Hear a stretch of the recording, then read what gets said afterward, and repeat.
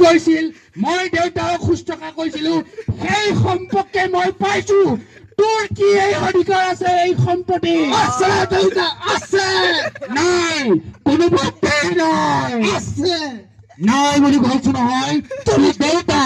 এই বাগান চৰিত্ৰত কৈছে তোৰ এই সম্পত্তিত কোনো ভাগ নাই তোক মই তেজপুত্ৰ কৰিছো মোক তেজপুত্ৰ কৰিব নালাগে দেউতা মই তোমাক তেজৰ দেউতা কৈ দিলো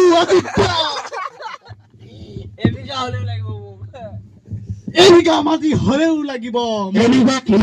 এটা ব্যক্তি আত্মৰূপত মাটি ভাগ দিয়া নহব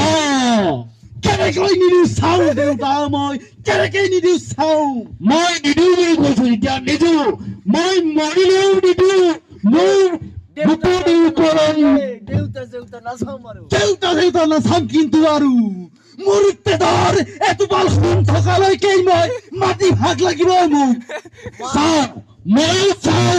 মই তোমাৰ সন্তান কিমান ৰূপৰ হৈ যাব পাৰে ইও